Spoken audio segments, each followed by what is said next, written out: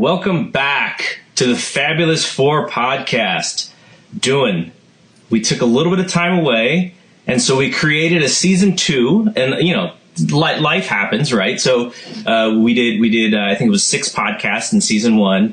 So we're considering this season 2, though there are only 3 more fights left for our Fabulous Four. But I think we'll also do an epilogue, and I'll also have a bonus piece with our buddy Robert Silva, who has been doing some work on writing about the great welterweights for Fight Game Blog. So this is this is a good fight to come back on. We're talking Marvin Hagler versus Sugar Ray Leonard, and Leonard's comeback in '87 to shock the world and win the middleweight championship. Now, this fight has so many bits and pieces and details that we're going to talk about. I first want to read a quote from, actually it's a couple short paragraphs actually, from the book by Steve Marantz called Sorcery at Caesars, Sugar Ray's Marvelous Fight. The book is all about everything that happens between Leonard and Hagler as it relates to their fight.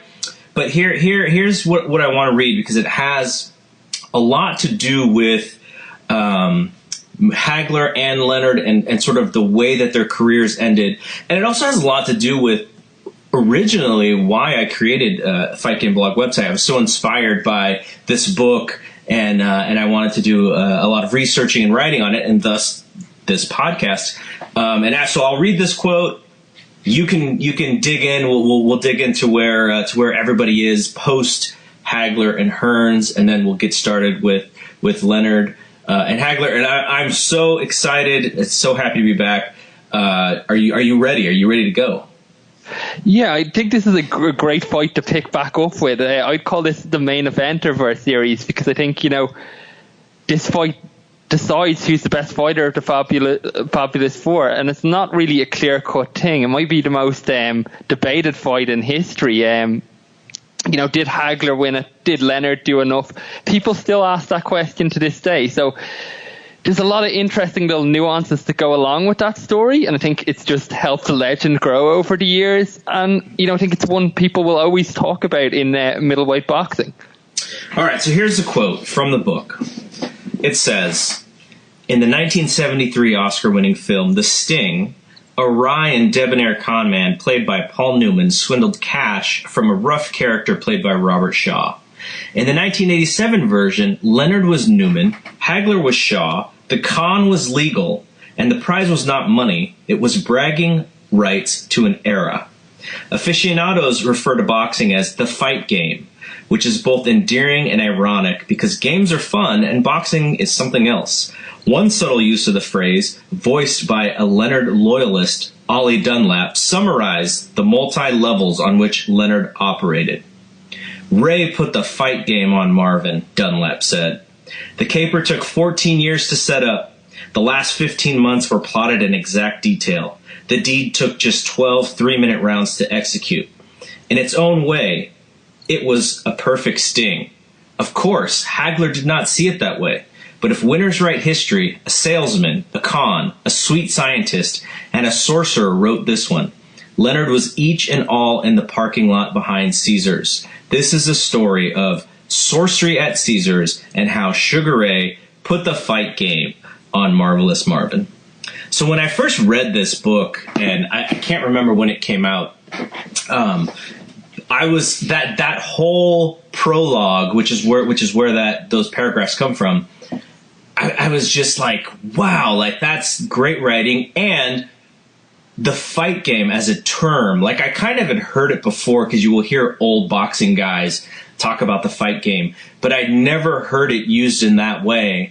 And so I just had to dig into the book and everything. But, it is really part of the reason why I created the website and gave it the name that it was. Unfortunately, thefightgame.com, I think, is still out there somewhere. It was an old boxing message board, and then I think it got bought, and it's currently not being used.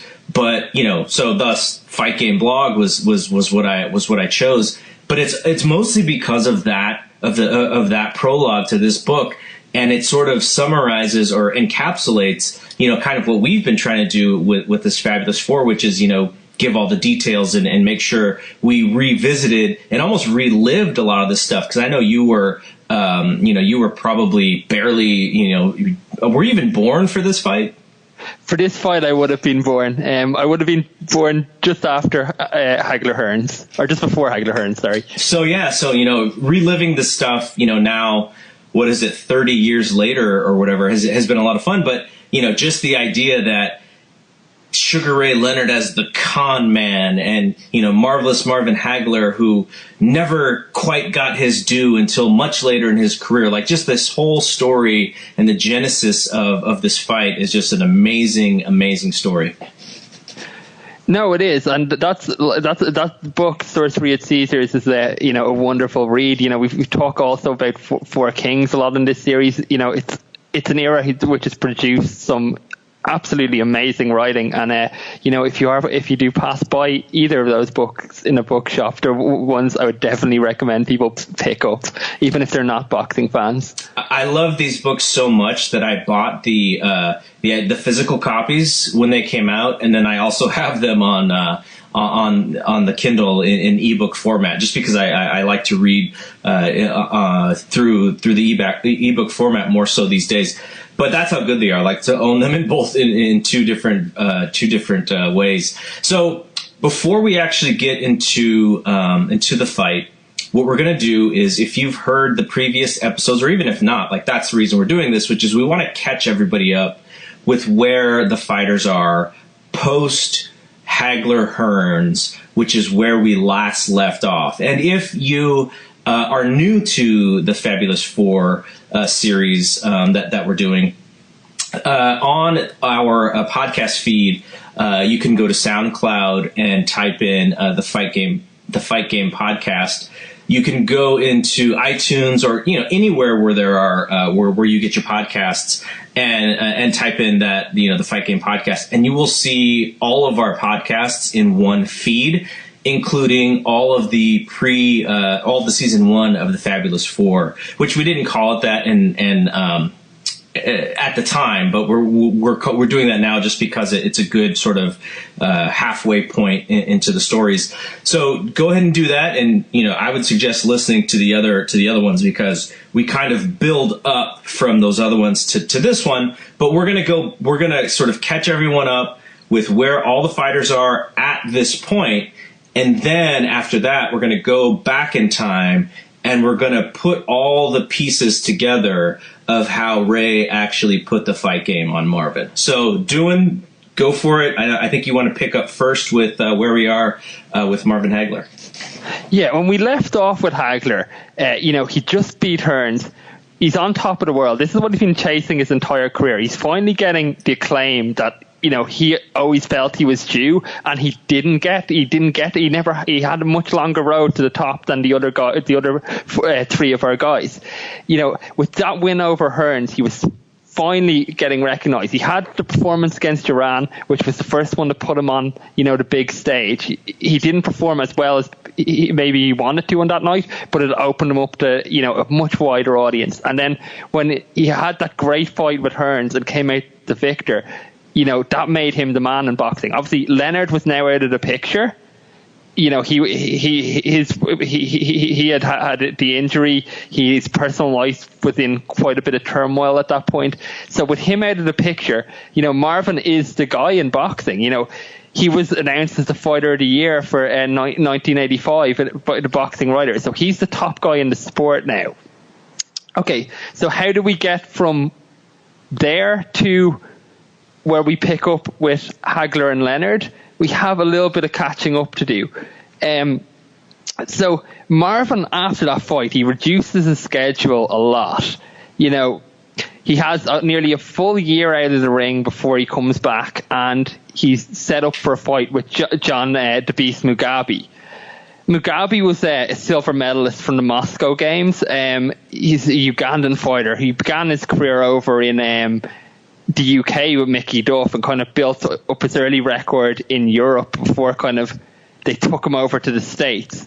And there's a good Don King story. There's only good Don King stories actually, but this is a particularly good one about Mugabe, where Duff is trying to get him some exposure in America, and he wants to get him on some of Don's cards. So he sets him up with this fight with a guy called Curtis Ramsey, and Mugabe knocks out Ramsey in the first round, and just a devastating knockout. And Don sees Buddy instantly, so he calls Mickey Duff back up in England, and he says to Mickey, it's like, that's some fighter you have there. I had a great chat with John after the fight, and he wants to sign with me, but I told him, me and Mickey are in on this deal. Me and Mickey are in on this deal together. We're not cutting him out of this. And Mickey said, Don, if that conversation did happen, your Swahili's gone a lot better than last time I spoke to you, because John doesn't speak English. That's amazing. But anyway, Mugabe at this point was built up a strong reputation in America. He was up to 25-0 with 25 KOs, and he was he was made WBA mandatory, so he was next in line for Hagler. Now, he looked like a scary guy. Few really gave him a shot against Hagler because he didn't have any kind of big fight experience or big names on his record, and thought he was just in over his head. We had to remember, this is Hagler coming off the Hearns fight where he looked like the monster again, and people didn't really give Mugabe too much of a chance going into it. The fight was made for March 10th, 86, and this was actually the first Showtime Championship boxing fight there was. And and kind of an interesting tidbit to this was, we catch up with another of our four kings. Tommy was also on the bill. So Hagler and Hearns both had their comeback nights the same night. After their great fight. Tommy was put in that night with a guy called James Schuler. And the idea with that was the winner between Schuler and Hearns would probably down the road get a shot at Marvin. Tommy knocked out Schuler in under a minute, and it was actually kind of a sad story. A week later, Schuler was killed in a motorbike accident. Tommy flew back to Philadelphia to attend his funeral, and he'd beaten him for the NABF middleweight title, and he gave that title back to the family, so Schuler could be buried with it. So that just kind of tells you a little bit about the type of guy Tommy was. But in the main event, they were expecting very much one-way traffic. Hagler was going to be too much, but it really wasn't the case. There were stories going into this fight that Hagler hadn't had a great camp. Apparently he was knocked down in sparring by a guy called Bobby Peterson, and there was some press there watching, and there started to be the word getting out there that maybe age might be catching up on him. He came into this fight with Mugabe. He decided to box it right-handed. We've spoke about this earlier in the series.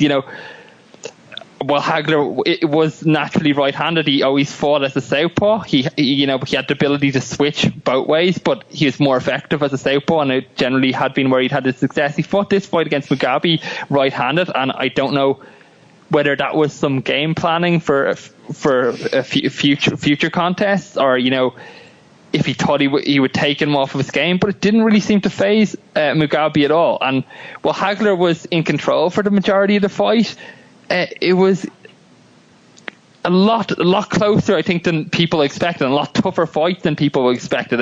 The crowd really started to get behind Mugabe as the underdog as it wore on. Marvin was taking punches that he normally wouldn't have in his earlier fights. He got really fairly bashed up in this. His eyes was closed up, his timing was off, and every time he kind of had Mugabe on the ropes, he couldn't close the show.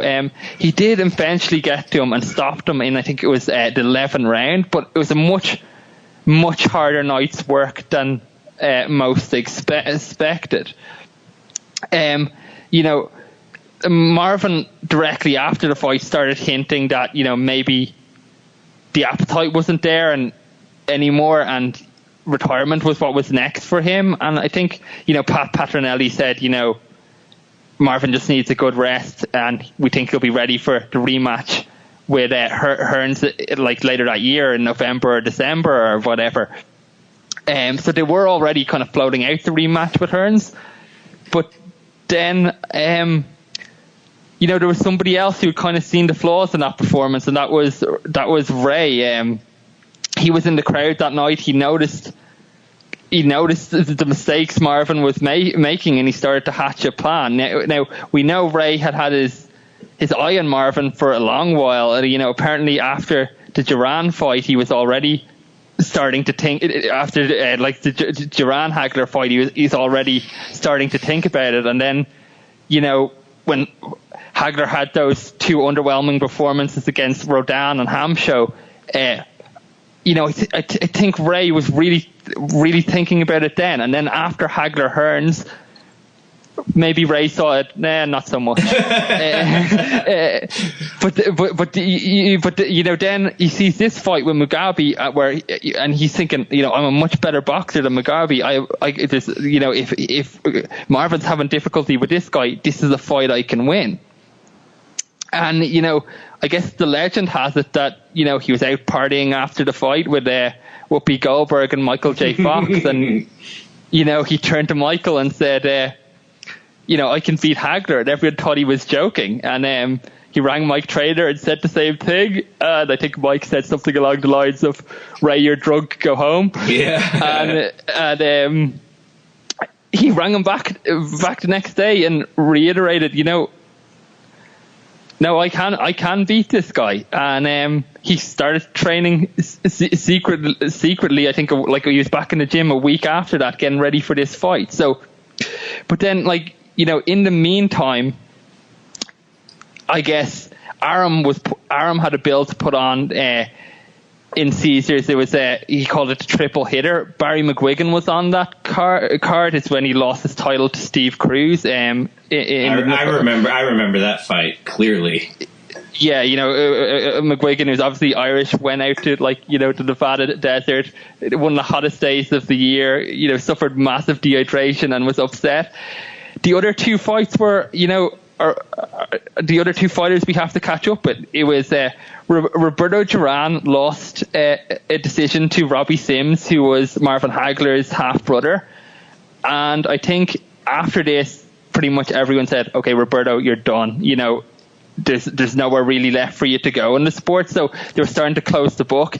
And then the other fight on it was actually Tommy back in. He beat a guy called Mark Medal, and I think he stopped him in 8, and that was to defend the junior middleweight title. And obviously he fought against Schuler a few months earlier at middleweight, and before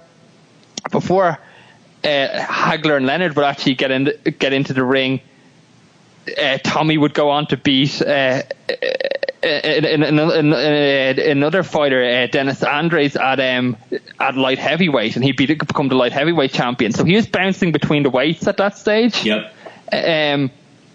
But all the meanwhile, obviously Ray was plotting his master plan.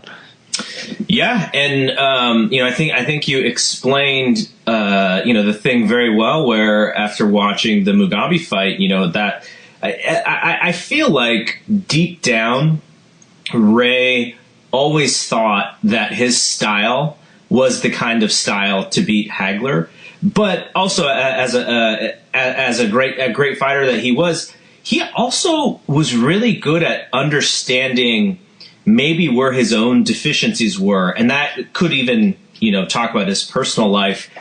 He's actually come out and said in his own book and just in other places that he had a little bit of a drug problem, and this is the mid '80s, and you talk about just about every celebrity having a drug problem at that time, and so he also knew where maybe he wasn't going to be successful, but it was stuff like this where he would get those competitive juices in. And how many times did Ray retire previously and then come back? And we've talked about those all the way in Ray's story. And so very interesting time, because what if not for this fight? And what you already said Hagler Hearns was kind of what they were going to lead to. I don't know if Marvin would have been all that fired up for it, but it would have been probably his last big payday. Tommy would have wanted it because he would want his revenge. But if not for Sugar Ray, what happens? And for our Fabulous Four, you just said that Duran losing to Robbie Sims is kind of like, okay, this probably signals the end of him as a really truly competitive great fighter. He would go on to keep fighting, not as the great Roberto Duran, but as like a halfway decent version and blown up version of himself. But it's really like the signal, like this fight is like, okay, this is the last one of our guys, or last fight of our guys where they were truly still at the top of their game. The next podcast that we'll do after this is going to be Hearns and Leonard, but they're fighting at a bigger weight. They're not in their prime, and so this is like the signal. This is it. This is the last of when our guys are at the top of and heights of their career. This is the last super fight of the Fabulous Four, and it's just really, really exciting to go back and read how we actually got here and all the machinations involved in getting here. So before I actually kick off kind of like memory lane, I guess I would call it, is there anything else you wanted to say before we kind of go back to the early history of what happened? No, I think it's important though that we do tell that story, because this is a fight that had been on the radar since maybe 82. So there was a long road to get there before they actually eventually got in the ring in like 87. Yeah, and as you explained already, The Sorcery at Caesars is a book that we both read and we both learned from. And the Four Kings is kind of the idea behind the podcast. Was just George Kimball wrote that book, and it just kind of revisited that fantastic era several years later, and gave us the idea of like, oh wow, like we should really tell this story, because it's been so long since all these fights happened. And really what I use to go back and develop this timeline is mostly comes from George's historical tellings and his ability to weave. Like the greatest thing about that book is he weaves everybody's timeline together in such a masterful way in the chapters. Like he doesn't just go, well, here's the story to Leonard Duran. It's like, no, here's a story to Leonard Duran, but there are all these things involved to get there with Hagler and with Hearns and everything too. And so it's just brilliantly told in that way. Now, my timeline will not do the way that he told it justice, but it is going to be most of the source material here for this one, as well as there is a bio out on Marvin. Ray has his own book that he was a big part in writing, and we've also talked about Tommy's book in the past. So all of these things create this timeline, but just to say that most of it is from Kimball, because I know that his stuff is right on target as far as timelines and quotes and everything. So as I read these, read the happenings, chime in when you see fit, because I know you're going to have a lot to say about some of this stuff. So the timeline starts actually in May of 1973, and it starts at the National Aau Championships. And this championship actually has lots of guys who would turn pro. I think the Spinks brothers were fighting here, or at least Leon was. Michael may have lost earlier in the night, but both Leonard and Hagler are at this AAU tournament. Leonard actually loses in the tournament. Hagler wins the tournament in his weight class, but is kind of overshadowed in the headlines up until he wins the weight class. And I think at this point, it was kind of like, oh, like who's this 19-year-old kid, who on the map? And then back then it was like, oh, he might be a great chance at making the Olympics, like Leonard, like Leonard would do 3 years later. But instead, Marvin was like, the Olympics aren't going to pay my bills. And he decided to turn pro right after this event. he made the announcement. He may have had some other tournaments that he was in after this, but this is when he decided that, I need to feed. I need to feed my family. I think he had a young child at the time as well. So, we can go back to them fighting in the same, not in the same weight class, but at the same tournament, all the way back to May of 1973 as to where, the story kind of begins. And, 19-year-old Hagler, I think Ray is a few years younger than him. But, it's at this point where he goes, hey, I cannot continue to fight in the amateur lands. I need to turn pro. So he turns pro, and this is the story that you always hear, which is Marvin says, Ray made $40,000 in his first fight, which he would after he did turn pro after the Olympics, and I made $40. So going back to Marvin's first fight of making $40 and always comparing it to Leonard's $40K, this is kind of like really where Marvin's frustration with the boxing industry and the business, and why Leonard is the chosen one, and why it's so hard for him to make money. And this will happen a couple of times because they will fight on the same cards as we go forward in telling the timeline. So Leonard goes on to win gold in the Olympics, and he's America's new boxing darling. He's the successor to Muhammad Ali. He's got Cosell, he's got Angelo Dundee with him, so that there's sort of a little bit of a link there. And in the summer of 77, Hagler is on a Leonard undercard.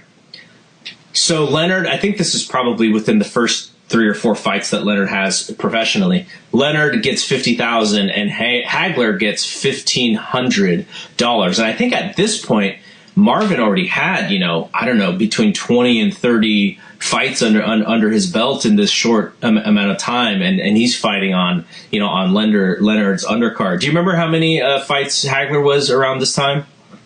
I can't remember the exact number, but he was well up there into I think the 20s.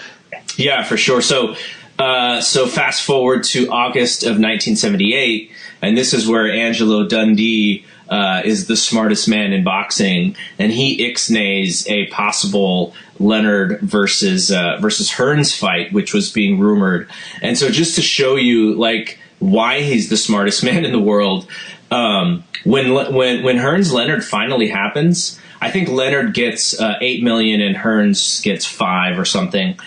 And when in August of 78, when they were talking about this fight, the money was like $100K to Sugar Ray and $12,500 for Tommy. So not only did Dundee know that, okay, Leonard is going to struggle with this guy, but let's wait because the fight will be so much bigger. Only just over 3 years later. So the smartest man in boxing at that point. So let's fast forward to November 30th, 1979. Sugar Ray faces Wilfredo Benitez, and he wins his first title. And on the same night, on the same show on the undercard, Hagler faces Vito Antuofermo. Leonard makes, I believe he made $1 million. Hagler makes $40,000, and they were both title fights. So yes, they're both man's first world title fight. And so just to show you the difference in who, and also, Leonard's career is taken and is treated with one of the smarter guys in Mike Trainer, who is not even a boxing guy. He's just someone who understands the value and the market that Leonard has created for himself. And so the story here is that Leonard wins his first world title, and it should be Hagler's first world title win too, as most people ringside thought he clearly won the fight. But it turns out that it is a draw, and Marvin would have to wait a little bit longer to get his title. But again, imagine in November 30th, 1979. If you would have known sort of where both men ended up, Sugar Ray and Marvin on the same show, on the same night, fighting for world titles. That's like crazy. Like, to think about it, right? Oh, absolutely. And, obviously Hagler did eventually get that world title. He beat Minter, and then, he went on to beat Antifermo and unified decision. But it was another hard luck story for him, and he'd had kind of a run of it. He'd taken some decisions he felt were unfair earlier in his career. That one came up against Antifermo, and he kind of had this dynamic between him and Leonard where that's already developing, whereas Leonard seemingly has the easy road and Marvin has the hard path. And so there's going to be more reasons for Hagler to be a little bit frustrated. So Hagler wins the title, like you said, against Minter in England, and there's not a whole lot of media there, and not to say that it was like this super where everyone had to be there fight, but it was a middleweight championship fight. But the reason why there was not a lot of media there is because Ali and Holmes is upcoming, and so that's the fight where most of the mainstream media and where most of the eyeballs are going to be going is to see Muhammad Ali against Larry Holmes. So then in September of '81, Hearns and Leonard finally happened. So we talked about the money there, and Hagler's long title reign begins. He's still so if you in 1981 is his first title defense, and so he had held the title to when we get to Leonard for 6 years. Including avenging his draw against Vito. And so that's 12 title defenses that Marvin will make from 1981 to 1987 before the fight with Sugar Ray Leonard. So yeah, and one thing we had to factor in, Marvin was chasing Carlos Monzon's record, which was 14. And that was also kind of one of the things that was kind of maybe not a stumbling block, but just something to give thought to, was that because Ray was coming back from an injury and out of retirement, Marvin always had this kind of feeling that perhaps he was in a no-win situation going into that fight, where if he beat Leonard, he was beating this blown up welterweight who had one eye, and people might look at it, if he went on to surpass Monzon's record, as that was a phony title defense. So it's strange to say now, but that was kind of Marvin's thought at the time. Yeah, so we get to it's right around this time though that Hagler is he's finally got his championship. That's what he's worked for. What he also is starting to understand is that even though he has the title, it doesn't necessarily mean that he's making Sugar Ray Leonard paydays. And I think he's starting to realize that the only way, or one of the main ways that he's going to get to that level is to actually fight Sugar Ray. So even though, they're at this point, they're still 2 weight classes away from each other, I think it's right around here where Marvin is starting to think like, that's the fight that I need to get to if I'm really going to make that big payday and also get the respect that he was looking for. So after Leonard beats Hearns, he does kind of make a comment that says, it'll take me a year or two to get to that weight, and Marvin will only just get older. So at this point, Sugar Ray is like, okay, he's starting to play those mind games. He's starting to put the fight game on Hagler in his thought process of, he just had this crazy fight, one of the greatest welterweight fights of all time against Tommy Hearns, and he's already thinking to the next step. Okay, what's the next big thing? He realizes that it's probably also Hagler. Hagler realizes it, but still, Ray's playing the waiting game, going like, I can still wait a couple years, and Marvin himself, he's just going to get older, and he's probably going to get slower, and it'll just make my chances better at that time. So Leonard beats Bruce Finch in 1982, and then has a fight scheduled with Roger Stafford not too long after that. But that fight gets canceled because of an eye injury. And people think that it goes back to the Hearns fight where he may have gotten hit and had some retina damage. But I think Leonard goes back to a previous fight. I can't remember the fight that Leonard thinks that it may have gone all the way back to. Was it what's that guy's name? Marcos Giraldo. So this is all the way back into '79, where Leonard won a decision.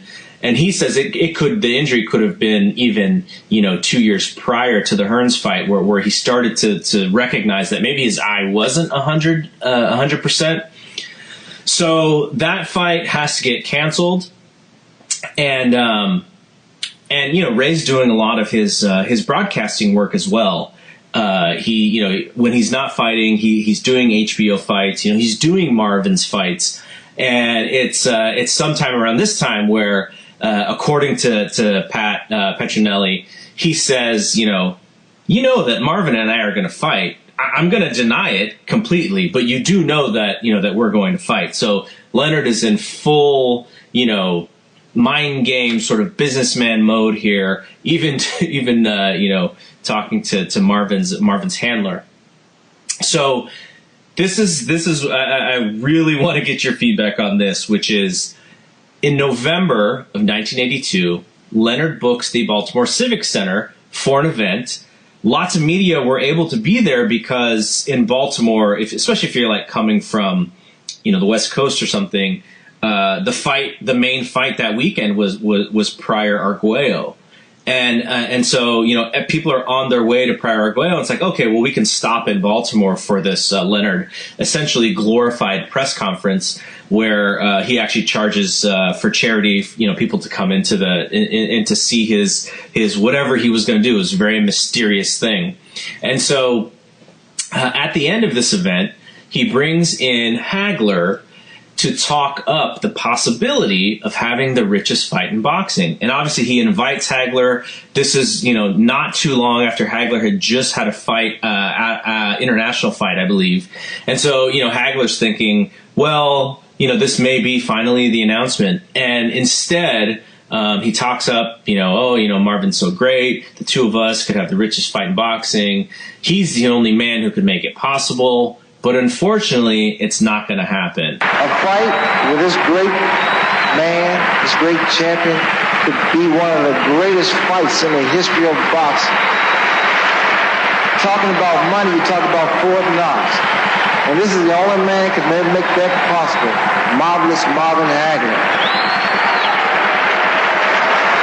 But unfortunately, it will never happen. Thank you, and God bless you all. Thank you. And Sugar Ray then ends this event with that moment. Now, there's a couple things that are interesting, and this is what I want to get your feedback on, which is in Ray's book, he blames a lot of this on just being on drugs, just cocaine. He says, he was starting to get into it, and there was a lot of indecision on his end. He had told Sports Illustrated previously what his decision was going to be, and literally the next day they turned around the issue that had that story that Ray was retiring in it.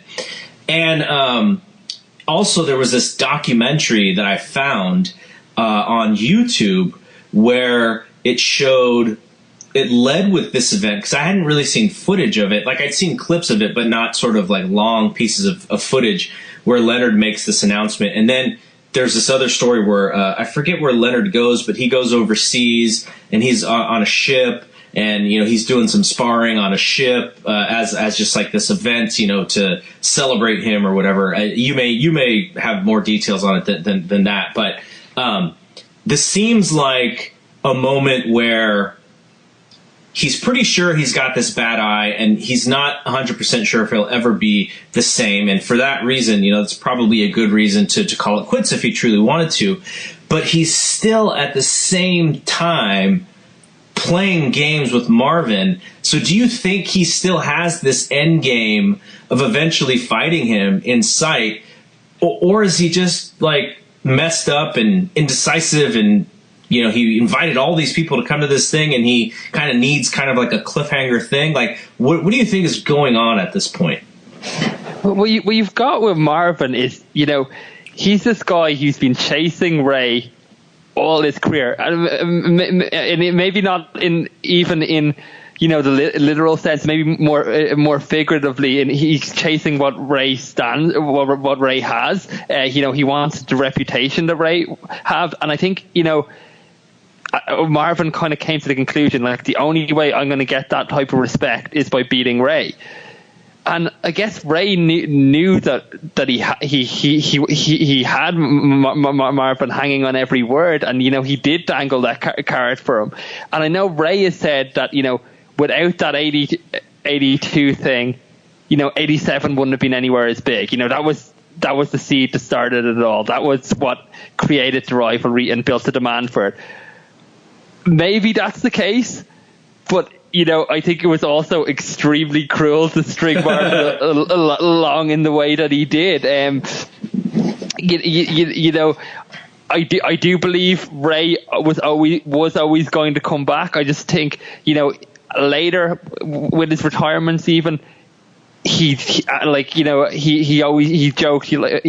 about after he would announce retirement, said, "Oh, I'm done now," but you know me, that type of thing, So like he never had to both feet out the door. So I do think he had the plan to come back, and I think he probably had the plan to fight Marvin as well.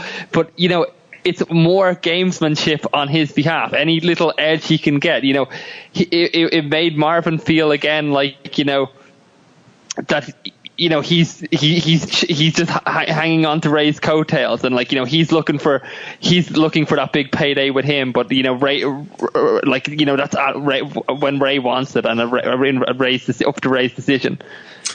So you already alluded to Hagler and Duran, which happens in '83, and this happens because Duran is able to string some impressive performances together, and he beats Davey Moore, and that leads to the fight with Marvin.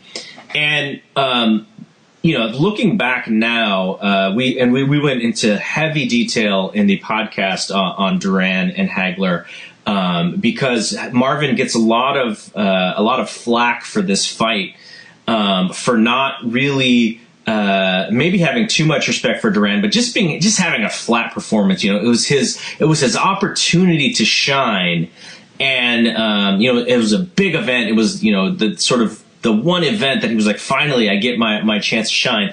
And a lot of the fan base, wasn't happy with the fight. They thought it was a little boring. But you and I look back at that fight, and it was really a great performance by both guys.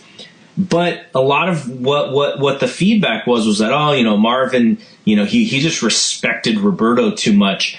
And as we lead into the '87 fight with Leonard, do you think that there was some of that there as well? Because I kept going back to this fight thinking, like, why isn't Marvin just like, trying to punish Sugar Ray and just trying to throw these hard shots? Why is he sticking to game plan, or trying to land combinations, but maybe not taking advantage of opportunities when Leonard's hanging on in the ropes? And we'll get to all that when we talk about the fight. But do you think these fights were similar in that way, of where maybe Marvin, for whatever reason, didn't have that ability to really be aggressive enough to win some of these rounds convincingly?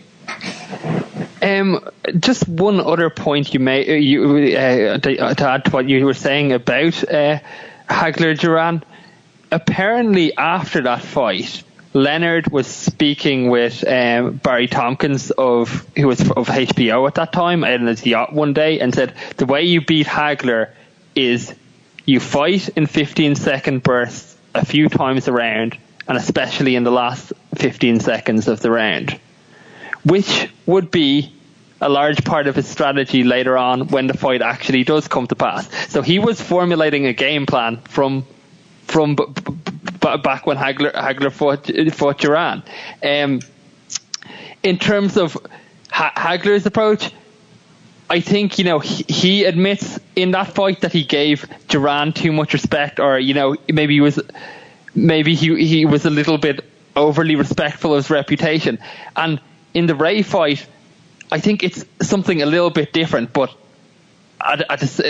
similar in that I think Ray fooled him into thinking there was more. He had more in his tank than he actually did. That's what the book is called, The Sorcery at Caesars. It was Ray's magic trick. He was able to trick everybody. He was able to trick the judges. He was able to trick the public. But maybe also he was able to trick Marvin in that, like, there was points that Ray was hanging on by a thread, but Marvin never knew it. And so in another fight that we talked about in heavy detail, our podcast was much longer than this fight, which is Hearns just starching Duran within 2 rounds. So that fight happens in 84. Also in 84, Leonard decides to come back. I think he's missing the game. He's missing the limelight. Being an announcer isn't enough for him, especially for his competitiveness. And he comes back and in a performance that, he would probably give a D+ at best. He said, if you read some of the quotes and they may be simply he was so hard on himself right after that fight because he was embarrassed at getting knocked down. But he was just saying, things like, everything hurts more than it used to. The reactions aren't there. And he was just so down on himself after this performance, which, he would go on to win the fight. And so that happens in 84, and he immediately retires again after this fight. And if you're Marvin Hagler, you're thinking, well, the only reason he's going to come back is to fight me eventually. So again, it's Leonard dangling that carrot over Hagler's head and then immediately retiring right after what is a terrible performance, instead of going like, you know what, that's a warm-up fight. We're going to have another couple warm-up fights to set up this eventual super fight, which it eventually happens. But you have to imagine, you have to think that Hagler is just like frustrated beyond everything at this point, because he had to assume that this was the game, don't you think? Yeah, and when Leonard does eventually reach out to make that fight after seeing Hagler Mugabe, Marvin at that point waits quite a long time. He waited 109 days to actually agree to the bout, and Marvin wanted that fight. But I think it was a case of like once bitten, twice shy. I think, he felt he'd been an unwilling participant in Ray's game for a little bit too long. And he's thinking, maybe this is another trick. Ray's dangling this out and he's going to pull it away from me again.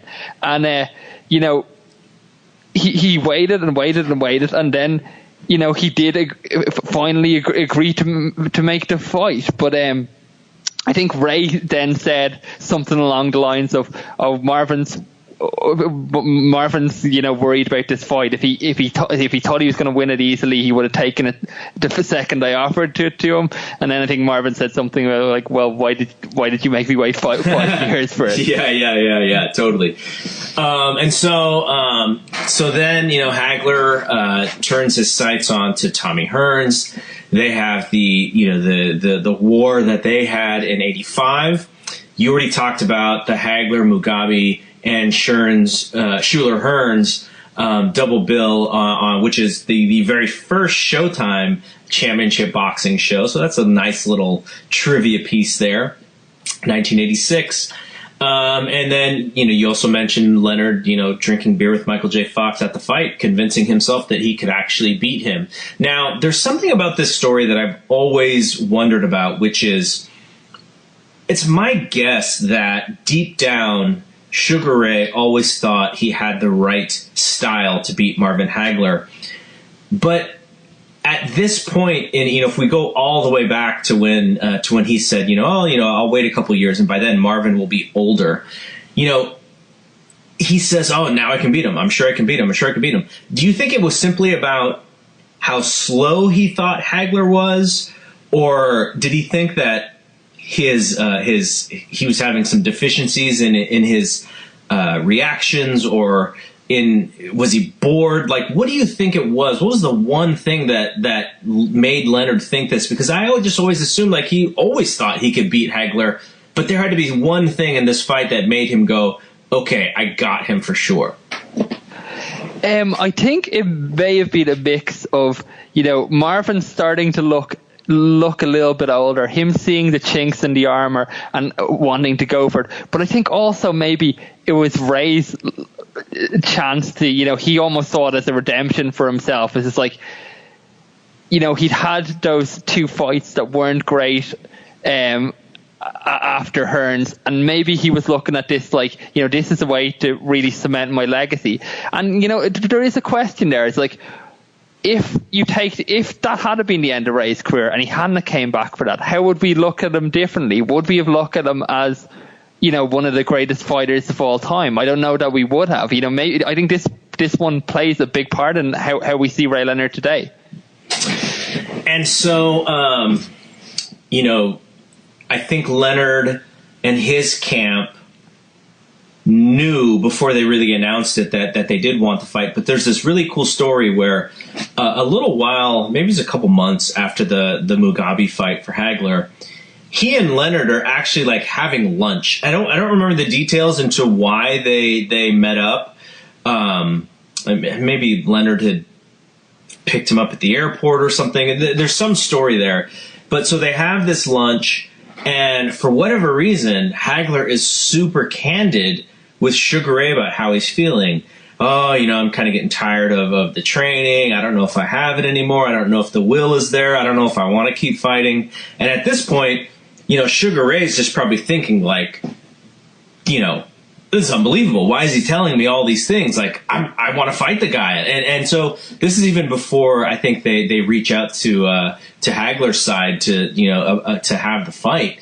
And it's just to me, like, we had talked about why Marvin should be on edge with this guy, having the carrot dangled. I mean, was he just convinced that, Leonard's done, there's no way he's coming back? Or do you think he tried to use that as his own little psychological thing to maybe get Leonard to be excited to fight him? Like, what do you think was going on there? That's an interesting one, and I'm really not sure. It's not really Marvin's way to play games like that. So my guess is that, he just felt that, I do know that,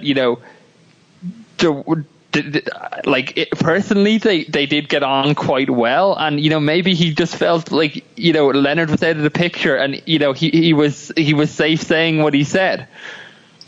Yeah, and like you just mentioned, they were friendly with each other, and this would go to the end of the fight when when Marvin is pissed and Ray's like, come on, man, we're friends. Like, we're friends. I mean, obviously, for him to be able to stand on that pedestal after getting the decision, it's an easier place for him to stand than Marvin's place. But Ray, I think Ray truly did believe that they were friends, and that at the end of it, this is just business, and we will still be friends. But for Marvin, it wasn't like that at all.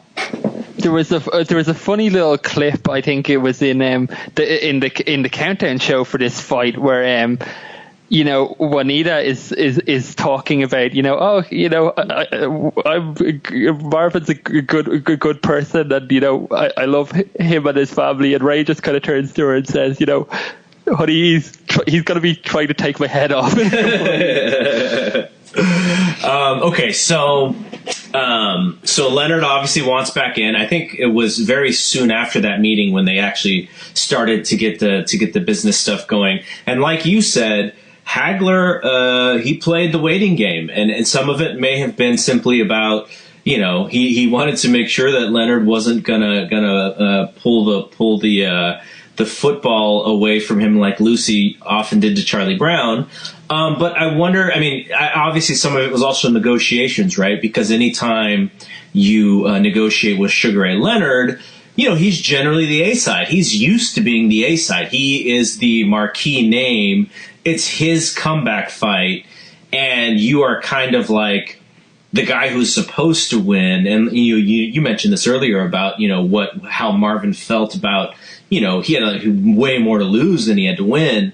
And so I think Marvin even went on Johnny Carson, and Johnny's trying to get him to say that the fight is on, and basically Marvin said, "Well, we're going to have a press conference, and I'll discuss it, but Ray's on me about getting on this fight now, but where's he been the last 10 years or whatever it was?" And so there's this weird. It's not even weird. It's just at this time in Marvin's life, he's finally getting the respect. He's getting some advertisers. Everyone remembers the uncivilized deodorant commercials that he was doing. He was a celebrity now because he had finally gotten the public approval from the fans. He was the hardcore fan's dream, and now he had gotten the casual fan, the casual boxing fan knew who he was. So he was at the height of his career, like you said, right after that Hearns fight. So, Hagler's on top of the world. Leonard, I wonder if somewhat, may have been a little bit jealous of where Marvin was, because Marvin was sitting where he used to been sitting. And Marvin is making him wait. And so Marvin announces a press conference, but it's almost like, now I could be reading a lot more into this. Just, all I have is old footage and what's in the books, but it was almost like Marvin wasn't even happy to announce that he accepted the fight. It was almost like I kind of have to do this because there's too much money, to be made, and I'm not super interested in this thing because it's going to be more circus than anything else. But we kind of have to do this. Like, what did you feel about sort of the end of that whole process and him finally saying yes, that they're going to take the fight? Maybe part of why that took him so long is exactly what you were saying. It goes back to how we started the podcast with, Marvin being the man in boxing. Bringing Leonard back into the fold instantly put him back in a position of playing second fiddle. You know what I mean? Like, Leonard is the golden boy, as we said. Marvin is now finally being recognized as, a star and a celebrity. And now with Ray back in the picture, he's cutting him back in the deal and giving himself a supporting role again. So I think, there's also that to be factored in. And then, of course, as I said, it was a difficult fight for him to look good in, I suppose, just because, if he had blown Leonard out of the water, people would have just said it was a fight too far for Ray. And I don't know that Marvin would have got credit for it. And, I think maybe he knew the inherent risk that, Ray is such a super talent that, it wasn't a sure thing he was going to win. It was going to be, I'm sure Marvin knew it was going to be a tough fight. And, he did, when it came to the negotiations table, he did make sure he was well compensated for it. This is, he did get the lion's share of the purse. It was a £23 million purse bid. Hagler had a guarantee of at least 12. It's only the third time in Leonard's entire career that he was the B-side in terms of the money anyway. But there was always a reason for it. The first one was the Benitez fight. Why there? Because he needed to get a world title under his belt. The second one was the rematch with Duran. In that case, it was he wanted to get Duran back in the ring as quickly as possible while he was still in party mode and get that title back from him while Duran had his eye off the ball. And with this one, with Hagler, why did he do it here? Because it meant he got everything else he wanted. All the concessions were made. Other than monetary, all the concessions were made to Leonard. He got his way in terms of all the rules and regulations. So I'm taking this from the Box Rec website, which much like us, does their research and looks up Sports Illustrated numbers and old newspaper articles and stuff. So they have really good information. So according to this this note on their fight, Hagler's guaranteed $12 million, like you said, plus a percentage of the revenue. Leonard was guaranteed $11 million plus 50% of the closed circuit television rights in the Baltimore, Washington area. And so I think that's the only territory that Leonard got, and Hagler got the rest of the territories when it came to the closed circuit. So in the end, when it comes out to how much each guy made, Hagler ended up with about 20 and Leonard with 12. So, like you said, after Leonard agreed to let Hagler have the lion's share of the money, Leonard got the gloves, so 10-ounce raised gloves, the number of rounds 12, and the bigger ring, which is 20 feet, which is that's the biggest thing when it comes to the fight because of the style in which Leonard was going to dictate. Now, looking back and playing armchair quarterback here, if you're Hagler, and because you already mentioned the record that he was shooting for, which is 12 title defenses. 14. I'm sorry. Yeah, he had 12. He was shooting for 14. Doesn't that ring size mean something? Unless he was just so overly confident that, Leonard was shot and didn't have anything left, that seems like a big deal for a fight like this. Yeah, I think all of those three things you mentioned are actually a big deal. When you talk about the gloves, the Reyes gloves, they're also thumbless, and possibly the reason for that was, Leonard had the eye injury. He didn't want risking getting thumbed in the eye. That had happened in other Hagler fights. That maybe gave him an advantage. I know Angelo Dundee thought it did. The 20-foot ring, when you watch the footage back, you see just how big that ring is. It's always going to favor the mover, and especially, a guy like Hagler who's got a lot of miles on the clock, and probably doesn't want to be chasing Leonard around a gigantic ring. It probably did give Ray an extra hand up in this. And then the other thing is, we've mentioned on a previous episode how much Hagler respected the history of boxing and the 15 rounds. He had always wanted to fight 15 rounds, and Mike Trainer just said, look, this is 12 rounds or we're out, and he had to kind of bow down there again. I guess another thing to note about this is, even though Hagler was the lineal middleweight champion, the unified middleweight champion, the only belt that was on the line in this fight was the WBC belt. The WBA, who, Hagler has had so many issues with the sanctioning bodies trying to take his belts over the years, and he, had court cases and won some and lost some, and to avoid losing his belt. In this case, the WBC said, we're not recognizing Leonard as a challenger. I think Harold, the great British fighter Harold Bomber Graham, was the number one contender, and they vacated their belt. The IBF did not vacate their belt, but they didn't sanction the fight either. So it was, if Hagler won, he kept his title. If he lost, it would become vacant. So it was only the WBC belt that was on the line, with WBA out of the picture. So it's at Caesar's Palace. They had to create an outdoor arena to hold the amount of people that they expected to be over 15,000 folks. High ticket prices from $700 all the way down to $100. Sold out in 16 days, and so you have a gate of 6.2 million. You have the pay-per-view revenue, which this was available on pay-per-view in 1987. And the kind of the crazy thing to think about is also in 1987 was Wrestlemania 3, which did amazing pay-per-view business for WWF. So you're talking about, gosh, what is the difference in is it a month out? Is it less than a month from Wrestlemania 3? I'm not sure of the date of WrestleMania 3, but you would have to think it comes in at, like, WrestleMania every year comes in the end of March to start of April, so you would have to think we're right around that timeline.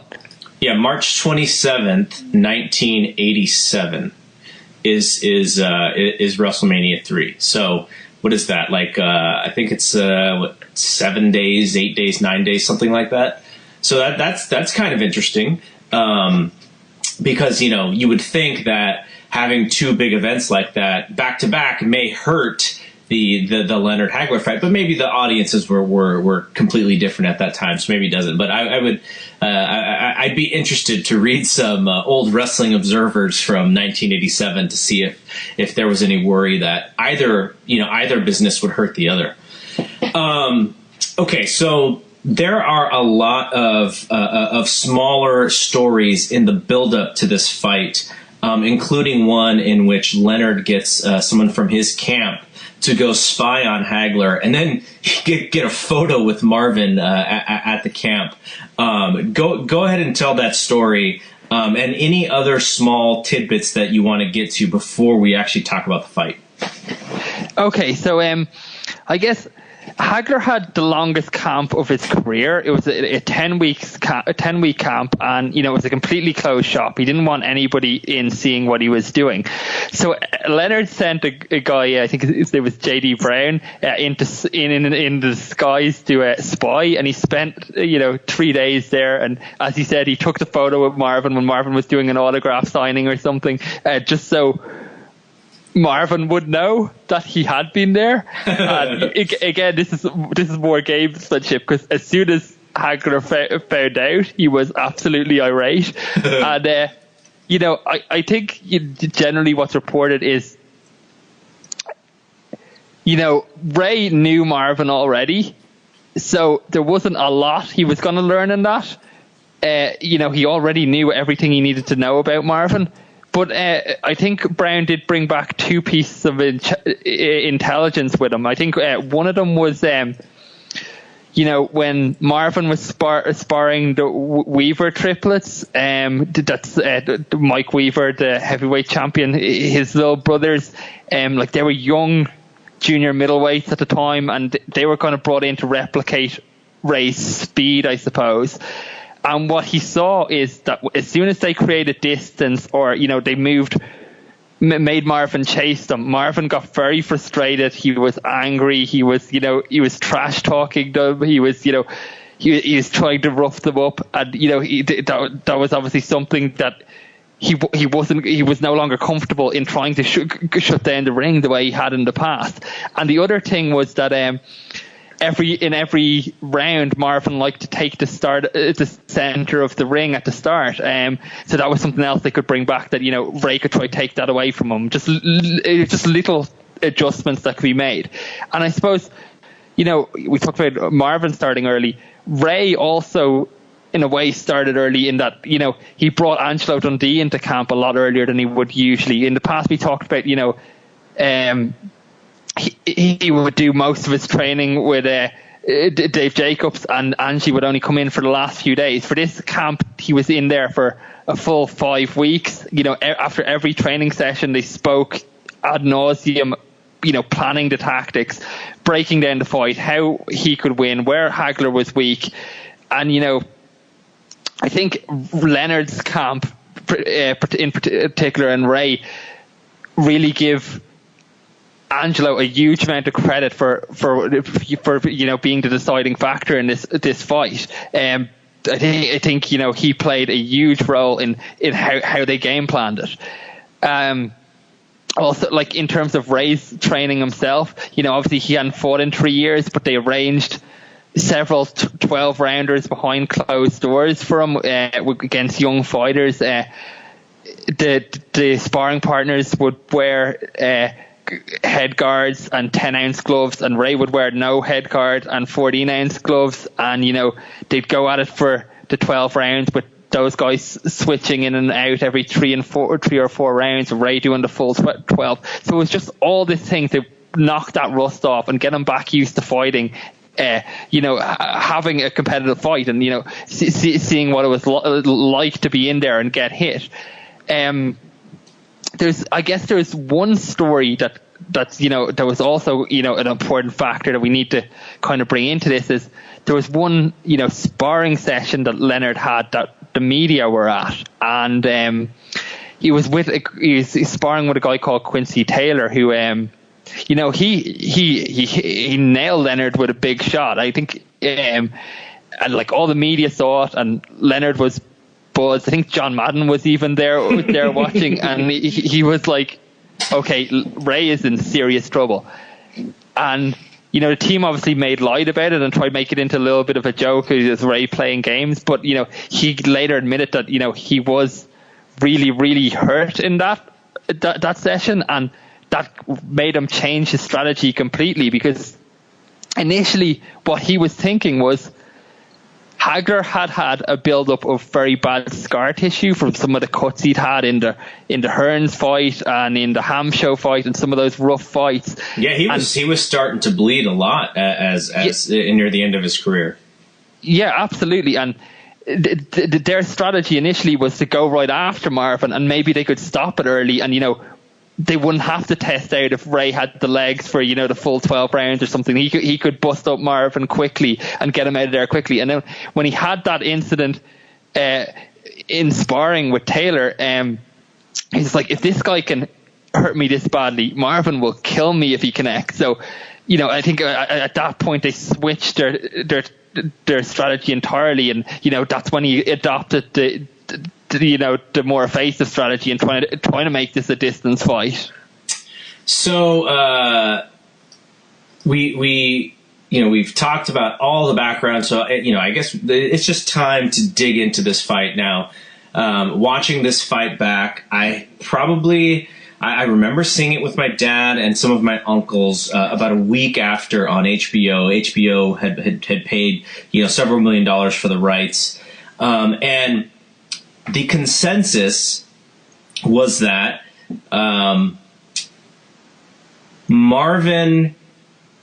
Sugar Ray was doing stuff for the fans and the judges, while Marvin was doing the real damage. Now, watching that fight again, and now we're talking again, 30 years later, I don't think that really changes much. Like, I think I still see that. But I think what I see less of Marvin doing tremendous damage. Like, I think back then I thought, wow, Marvin was really the one who was hitting him hard and blah, blah, blah, blah, blah. And Sugar Ray was able to entertain the judges. I was less impressed with Hagler watching it again. I've probably watched it maybe 10 or 15 years ago as well. But watching it again this time, I was less impressed with Hagler's aggressiveness and just his ability to take advantage of opportunities that Leonard's exhaustion, or maybe he's obviously not as quick as he was, and he had an extra. How close did he get to 160 when he weighed in? Leonard? Yeah. Leonard weighed in at 158, so he was 20 pounds heavier than when he started his career. And I don't know if you've rewatched the footage of the weigh-in, but he also weighed in a shirt, which is generally, that's generally something you don't like to see. It's not a great sign when you see a fighter weigh in shirted. Right. And so Larry Merchant, and I think it's the second round, he makes this point. He's like, look, Leonard is moving well now, but he's also moving around with probably 10 or 11 pounds more than he's used to, and that will affect him. It will eventually get to him, and Larry Merchant was right about that. But so if you look at the beginning of this fight, and in the beginning, I'm really saying the first 3 rounds. It's Leonard moving, and he's just moving and moving side to side, side to side, side to side. And it's Marvin trying to cut him off here and there, unsuccessfully in general. And Leonard is also more active. Now, we already sort of talked about how he's not really hitting him with a ton of power, but he opens the first round with I think he throws the first 6 shots. And overall, CompuBox numbers show that Leonard was landing he was landing, especially early on, he was landing like 50% of his punches. And overall, he would have a much better percentage of punches landed than punches thrown than Marvin did. And so, why do you think, and you can give me your sort of thoughts on the first 3 rounds, but I just sort of thought like the first 3 rounds to me were Leonard doing his thing and Hagler kind of letting him or not being well adjusted, but just starting slow. Like Hagler looked like he was just a slow starter in general. But why do you think it was the fight started in that way? Because Hagler had talked previously in previous fights about giving away early rounds. Like you would think that would be something that was on his mind. Yeah, even if you look at the two men's demeanor when they're making the ring introductions, Hagler looks like he's ready to explode. So you're kind of expecting a fast start from him. And when you look at Ray, he looks calm and focused, but he kind of has the look of somebody who's not entirely confident either. It's almost like he's kind of he's thinking like, okay, now we're going to see, do I still have it? And I guess the onus was on Marvin to not let him build confidence, and he did the absolute opposite. There's the two things you notice in the first round. The first one is that Marvin is fighting the fight right-handed. Mm-hmm. We talked about that he'd done that in the Mugabe fight, and he's decided to do it again here. The second one is how much Ray is moving. Like, he is fighting like a young man. He is bouncing around the ring all over the place, and even though he has slowed, when he flashes off those quick combos, there's still some incredible hand speed there. And you're thinking, okay, this isn't a joke of a fight. This guy's going to be able to go. But you're also wondering, can he hold it together? And Marvin was just slow getting into that fight. I think the majority of people gave Leonard a sweep of the first 4 rounds. I gave Hagler the 3rd round. He fought that was the one round he actually fought left-handed, and I thought he had a little bit more success. And if you thought Ray stole that one, I wouldn't argue with it, but I thought Marvin did enough on that. But then he back in round 4 again, he took his foot off the gas and let Leonard take over. And I guess that's really the big question is, did Hagler give away those early rounds? And if he did, was that where the fight was lost? I saw a couple times where, Hagler would back off a little bit, and he would do this thing where he would use his right glove and kind of wipe down on his nose a little bit. And there was a couple times where Leonard would see him using the right hand to wipe his nose down.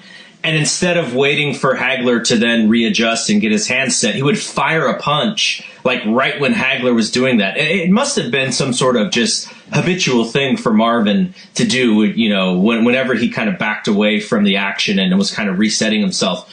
But Leonard was even hitting him when he was trying to reset, which I thought was a really good strategy and something that was probably practiced and they found in the tape.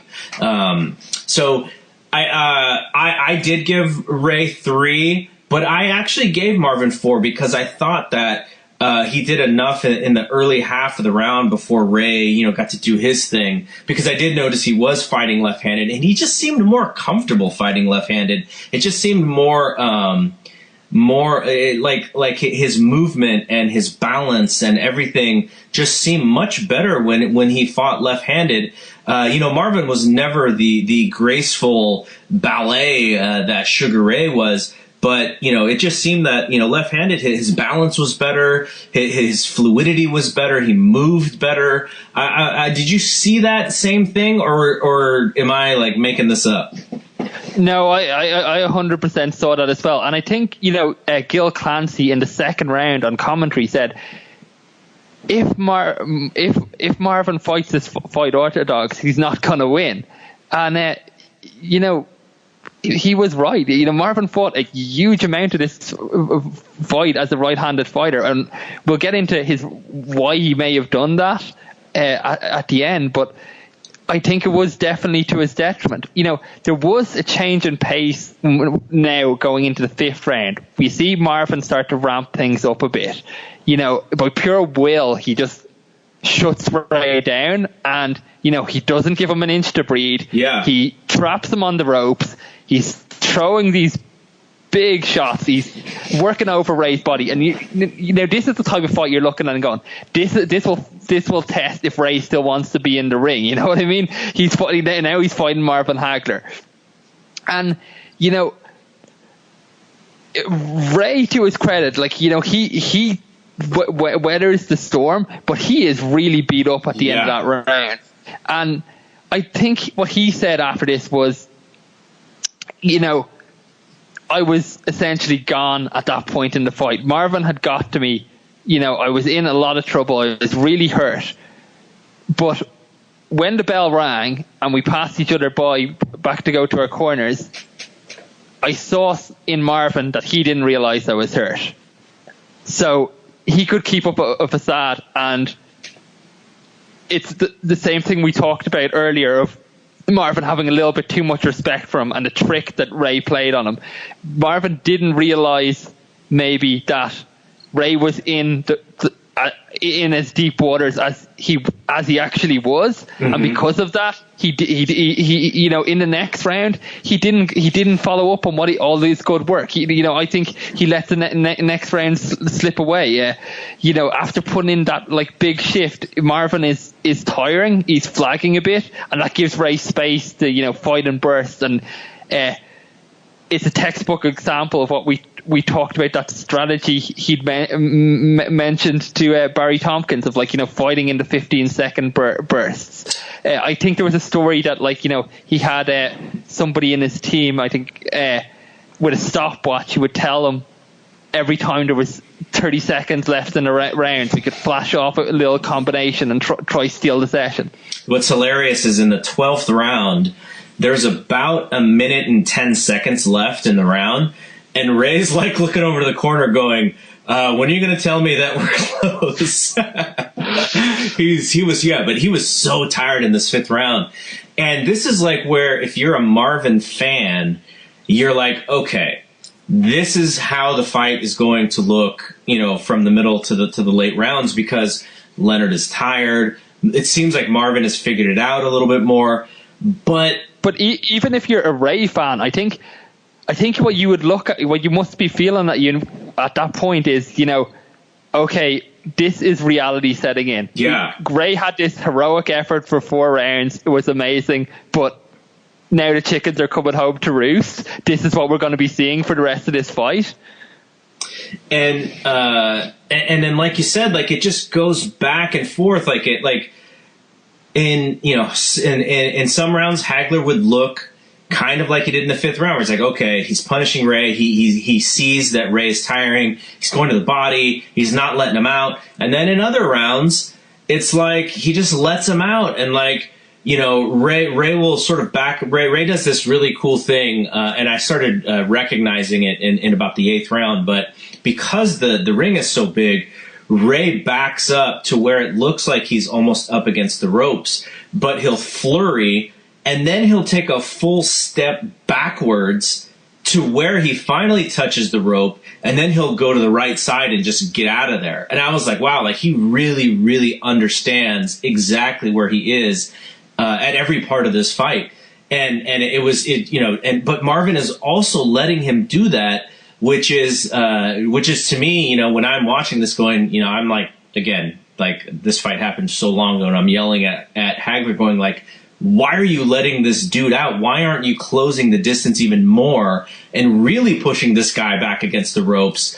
And then letting him flurry out. It was kind of frustrating to watch, but you have to give credit to Leonard for knowing exactly where he was and how much space he actually had. Yeah, there's just some beautiful little bits of boxing, like you said there. You know, you'd see those moments as well where Marvin would work so hard to get inside, and as soon as he did it, Ray would just take a little step and find himself an angle and flurry off 3 or 4 nice quick shots, and then he'd ghost his way out of there, and Marvin would be left like swinging at air. There was some for a guy who'd been out of the ring so long, he had such great ring craft, and to be able to come back and do that, it's really something incredible. Yeah, I don't know how you scored that 8th round, but when I was watching that 8th round, I was like, did Hagler take it off? Was he just tiring? Because he really wasn't busy at all.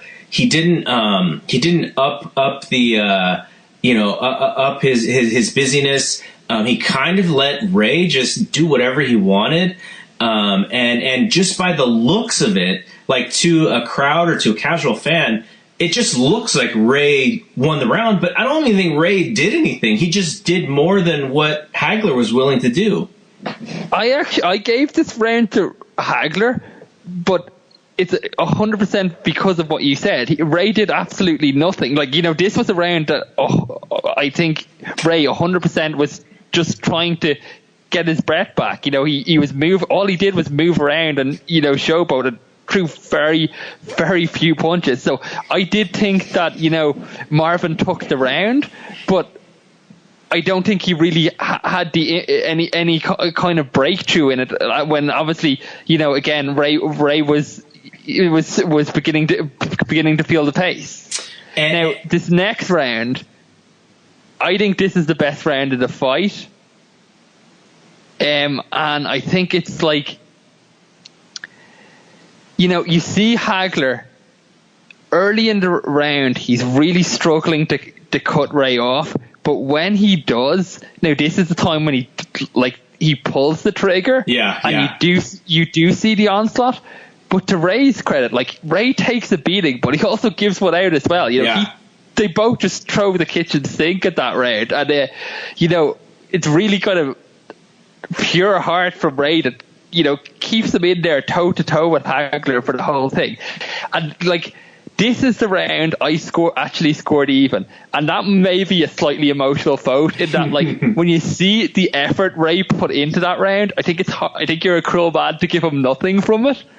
Yeah, no, I agree with you on the closeness of this round. I think this was the closest round that I had, and I gave it to Hagler because of what you said, but it was also a frustrating round to me because, and this is simply, I think this is where I can just say Hagler was just tired because they were throwing so many punches at this point, but that it was almost like Leonard knew, he's like, okay, I'm about to get hit with 6 or 7 punches in a row, but eventually Marvin's going to have to stop, and once he stops or he pauses, I'm just going to throw lightning fast flurries, and my 4 punches that I flurry with are going to look so much more dynamic than these 6 or 7 body shots that I have to try to keep off of me.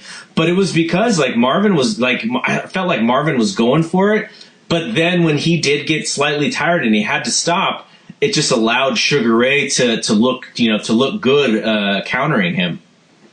Yeah, and then I think in the next round in particular, right, Ray, that was a hellacious round. Next round, you're thinking, okay, that must have taken a lot out of both men.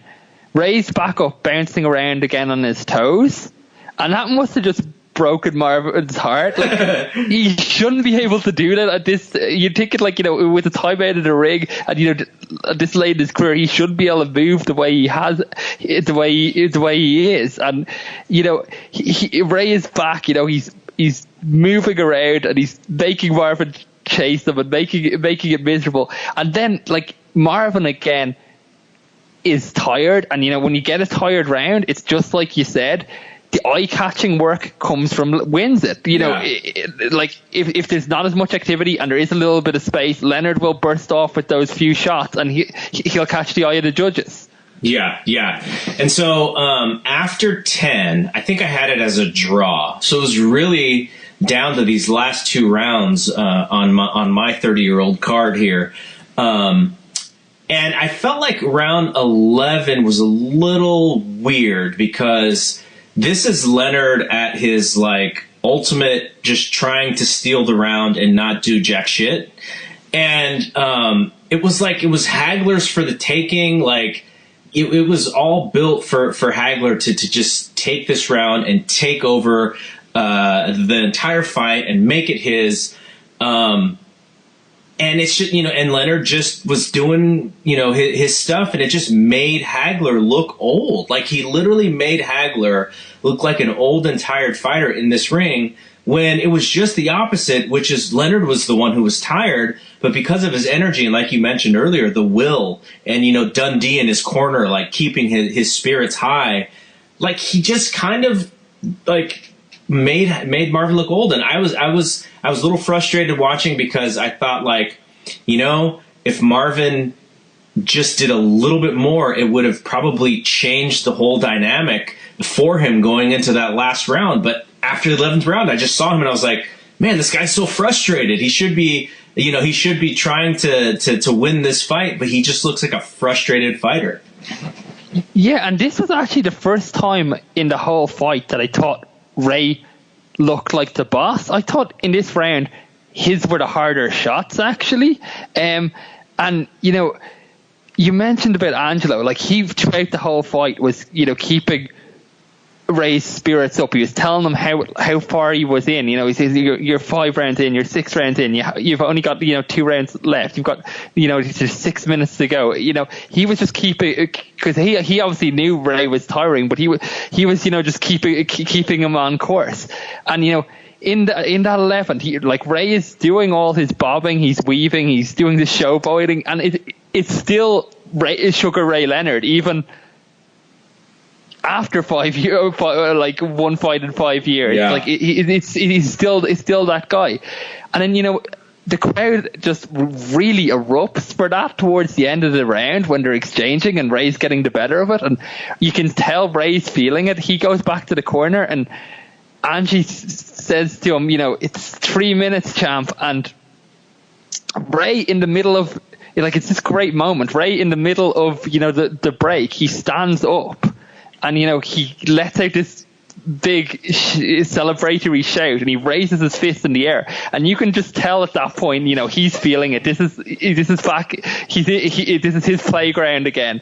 And I think that just resonated. Marvin gets up out of his corner. He's looking dejected and tired, and he does, to his credit, he tries to take his head off in this last round, and he does land some good shots. But Ray's game is just like, he feels he has it won. He keeps himself out of danger, I feel Ray gave this round away. I don't know how you feel about that, but like, if you thought this fight was still in play in the 12th round, I think Ray would have given it away. But I think his strategy was, I had this fight won, and I don't need to take a count. As long as I don't take a count or I don't get knocked out, this is mine. Well, the line that I wrote is that I said something to the point of, that Ray didn't have much on his punches, but those flurries looked great, but they probably did very little damage. They probably hurt Hagler's pride more than they hurt his head. And like, the story of the 12th round to me was like the entire fight in a nutshell, which was Hagler being very workmanlike, Hagler looking at this fight as, I have a job to do, and I'm going to steadily just beat up on this guy, and not really worry about the theatrics and not worry about impressing the judges. And Ray's mentality was exactly the opposite. All I'm worried about is impressing the judges and not getting knocked out. And so it was like such the dichotomy of the different styles and the different strategy. And the 12th round, to me, it wasn't really about who won the round or who did the best damage or who did the most damage. It was literally about, man, Marvin just looks frustrated. Ray looks like the guy that you think just won the fight. If you brought someone into this fight and they didn't watch any of the rounds, and they see one guy who's, dancing and raising his hands and sticking his chin out, and the other guy just got his head down, he's just trying to throw punches. Like, you just think that Sugar Ray won this fight just based on how it ended. And it was a masterful performance. I can see why Marvin is frustrated, right? But like, there is a sense of showmanship in a close fight. People are human. There's a psychology to not care about that stuff. And I think he did care about it later because he could feel it. Like, there was a couple times, I think actually, I don't remember what round it was, but Ray did something with his glove, and then Marvin did the exact same thing with his glove. And so I think he realized near the end that he may have to do a little bit more, but it just wasn't enough, and that's just not his style. And then, after the fight's over, I know that you recognize this, but I just don't know what it means, which to Sugar Ray people, they thought it meant a lot, and I don't know if it does or not, but Marvin does this dance after the fight's over, and when he's in the corner, kind of like a little bit of a strut or something, and people who knew Marvin, they're like, that's not Marvin. What is he doing? Why did he even do that? They thought that it meant he was trying to show that he wasn't frustrated, maybe when he really was. But just stuff like that, where Leonard had that mastery of it, and whenever Hagler, did it, it just looked so foreign to him. But, some of it, you just have to do some of it. You have to look like the guy who won. It's why no matter who wins the fight, or if you believe you won, you raise your hands at the end, right? Because you want to show the fans and the judges that you still have everything and you weren't hurt or whatever. Some of it is just psychology. And, for this to haunt Marvin, I get it. I totally get it. Yeah, I think, Ray would look like the guy who, as you said, who had won the fight, and I think Marvin looked like a guy who was putting on the show that he'd won the fight. It just didn't seem like it was coming natural to him. I in my scoring of this, even saying that, surprised myself a little bit, because when I was scoring it, I tried to not keep track of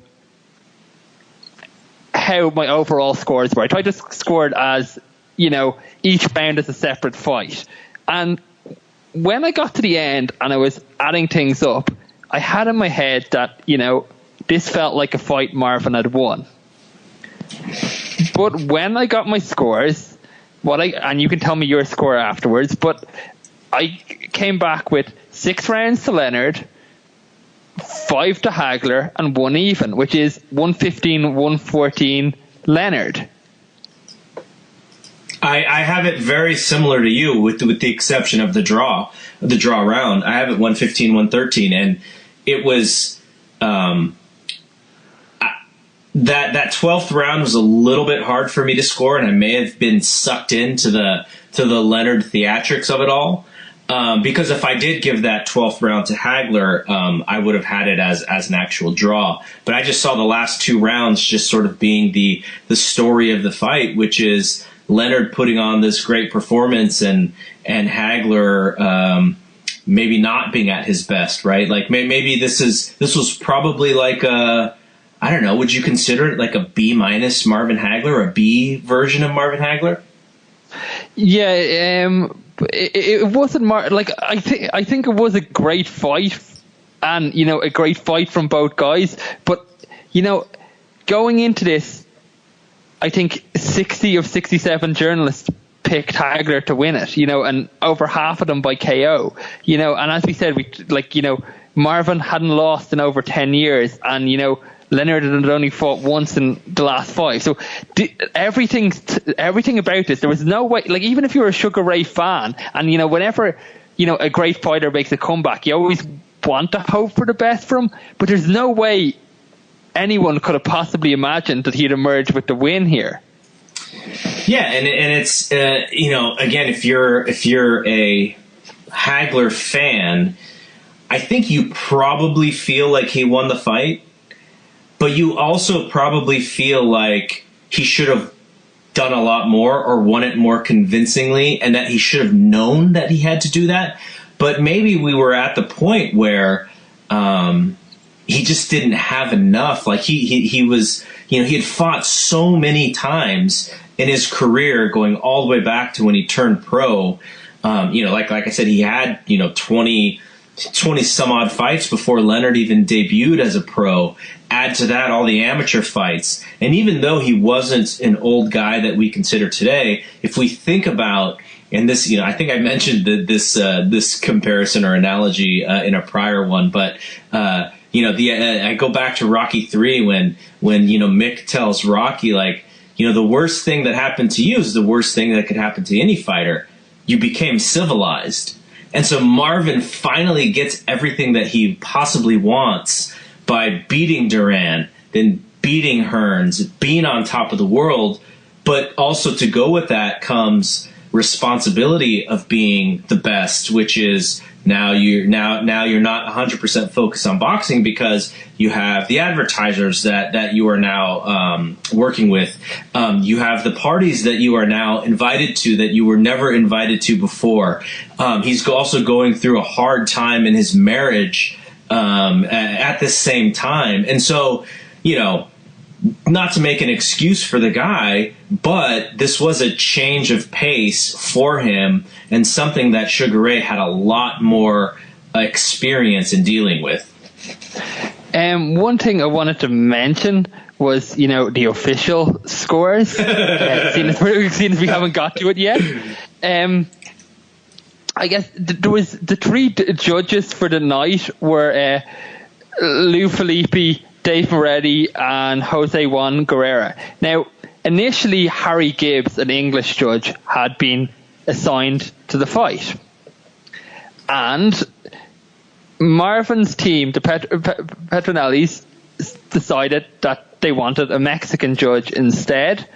And I think there was kind of two reasons for this. One was because a Mexican judge they felt would favor the action fighter more than a British judge would favor a boxer, and the other one was because they had that bad experience in England and what we talked about at the Minter fight where there was a riot, and Hagler, after he'd beaten Minter, there was beer balls being thrown into the ring and they had to shelter him, and they had a little bit of distrust towards a British judge, that they wouldn't get a fair shake from him. So they asked for this judge to be changed. Harry Gibbs was taken out. Jose Juan Guerrera was brought in instead. So we had a situation then where Lou Felipe scored the fight 115-113 to Hagler, which is a perfectly defensible score. Yep. Dave Moretti had scored the fight 115-113 to Leonard. Again, 7 rounds to 5, a perfectly defensible score. Jose Juan Guerrera had scored this fight 118-110. 10 rounds to 2 in favor of Leonard. That's a hard one. That is a hard one. And one of the just great tidbits of this story, and how close this rivalry was, is Harry Gibbs. When he'd been dismissed as a judge, he went home to England, watched the fight on TV, scored it, and he scored it for Marvin Hagler. So if he had been the third judge on that night, Marvin would have got the decision. Yeah, what? That's just great. That's just craziness. This is kind of a fun thing to think about, but the media scorecards and looking up, and they were pretty split. There was several draws. I know Larry Merchant had it as a draw.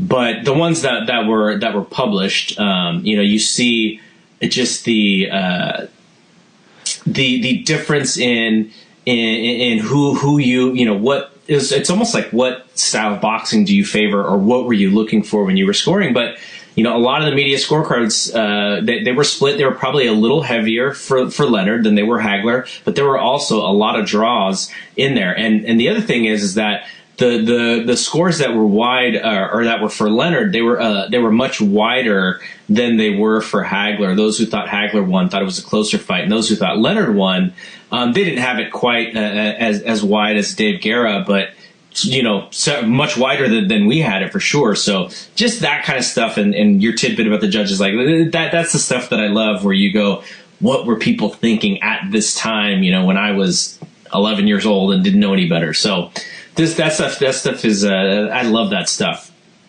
So after the fight, Marvin is very upset. He said, "I won the fight, no doubt in my mind. They took it from me." And Sugar Ray is thinking the same thing, but on the other side, obviously, which is that he won the fight, and that he's the one who pressed, who made it a fight, and he's the one with the brilliant performance. And then he would come on with Larry Merchant a week later, saying that one of the things that he didn't realize is how easy of a fight that this would be. Like, can you imagine if you're Hagler thinking you won that fight, and then Leonard goes on TV a week later saying, "Yeah, I just didn't realize how easy it was going to be." Like, he had to have been so mad. But I think to some extent, Leonard was like possibly building up a rematch. But Hagler didn't have it. Like, he absolutely wanted nothing to do with boxing ever again. And, I think we'll go into this a little more when we do the epilogue episode that I want to do, which kind of like gets us to look back at everything that we've talked about.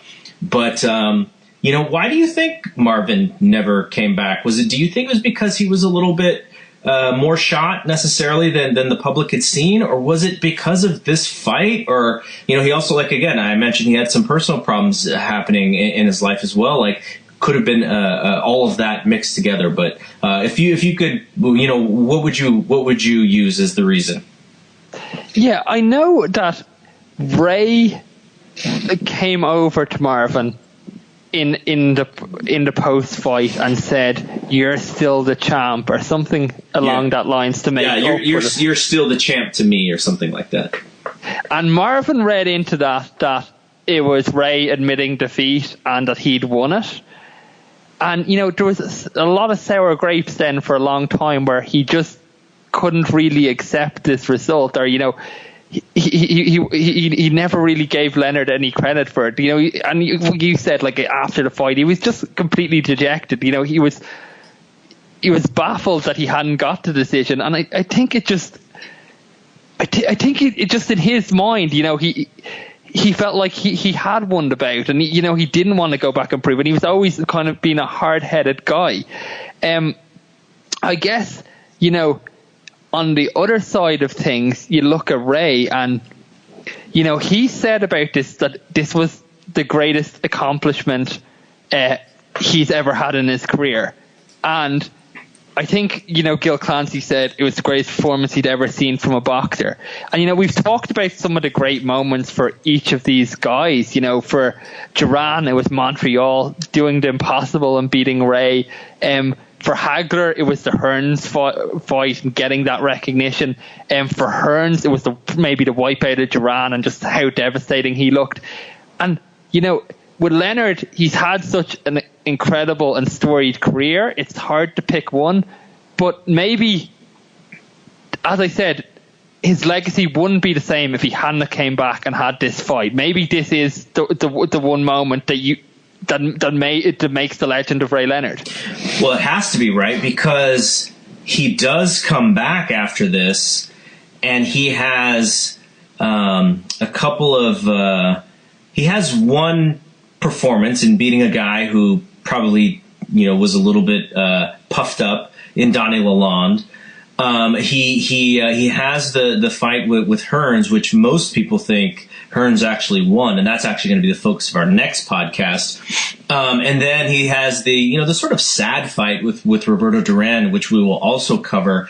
But after that, he has a horrendous performance against Terry Norris. But that's not really Ray's fault, right? Like, you're talking about a guy who is in his prime and up and coming and needing that torch to be passed to him. And then he comes back for what reason, whoever knows, again in 1997 to face Hector Camacho in just another sad performance. So, his post-Hagler career is actually pretty bad. And thus, it is this fight that is the reason, because there's nothing after this that he would ever show the greatness again.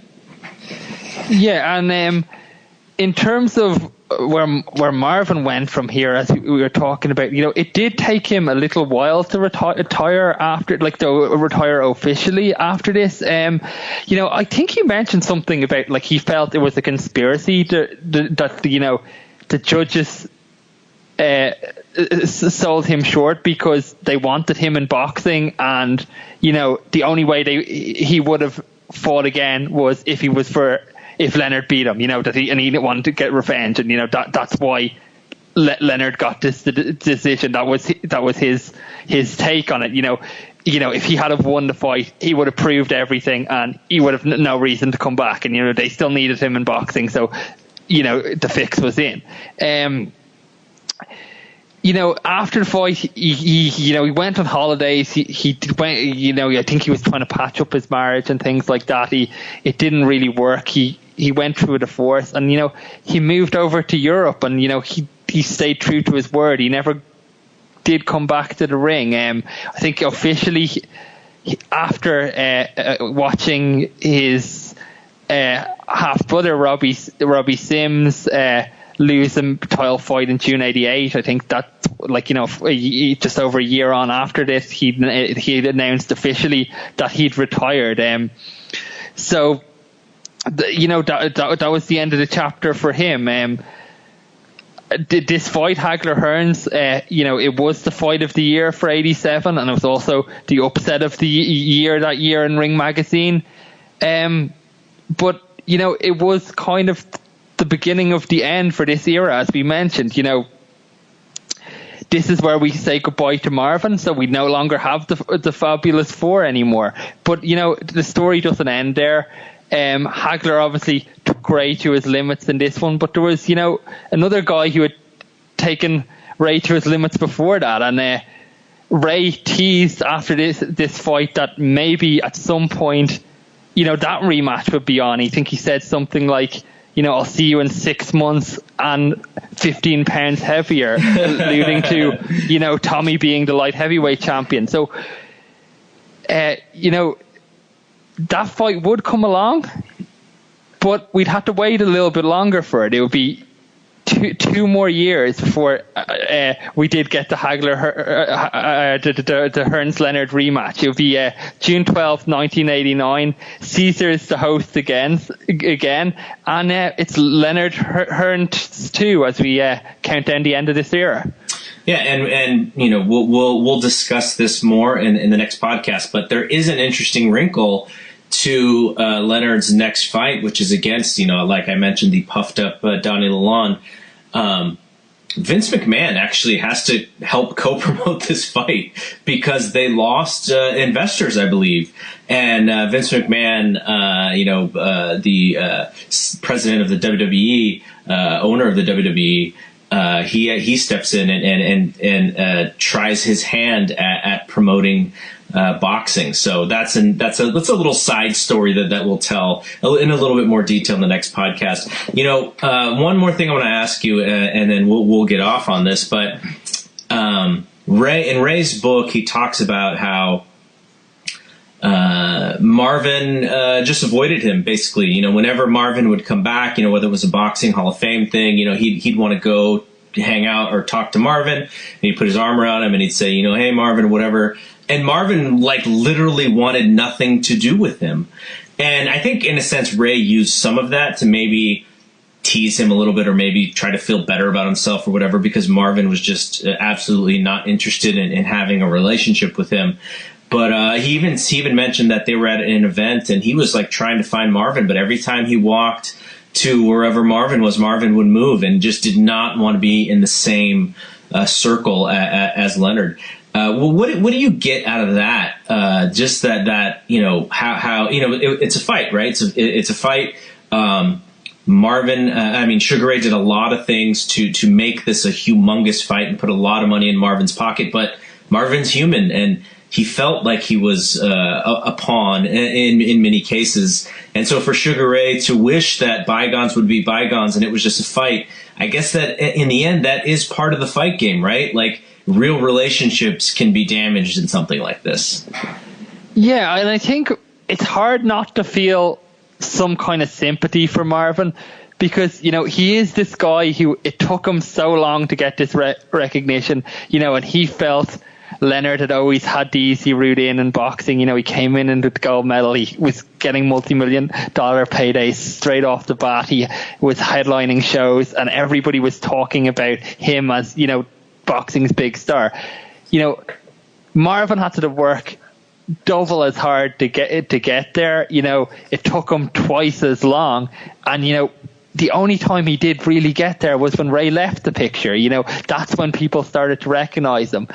You know, and when he's kind of thought his and Ray's careers had finally, you know, had gone on different paths. You know, that's when Ray comes back in, and he's thinking at this point, you know, okay, I know I'm a better fighter than Leonard. I'm just going to prove it now to everybody.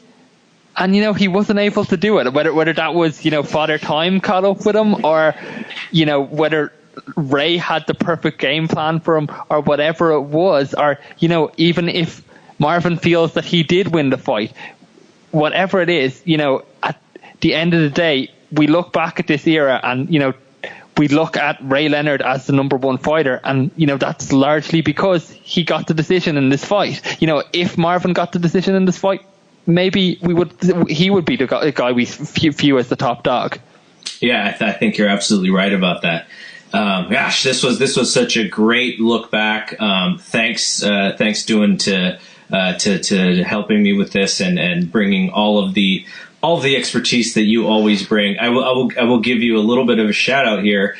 Is my dad, who didn't listen to these podcasts when we put them up originally, but thanks to the new feed for the Fight Game podcast feed, he's able to go back and listen to them, and he's like, man, your friend knows so much about boxing. So shout out to you for being as much of a historian and super fan and just knowledgeable about this stuff. And like you said, you were like 2 years old when this fight happened. So thanks to Duan. I'm Double G. We will see you for the next Fabulous Four podcast, which is on Sugar Ray Leonard and Thomas Hearns 2.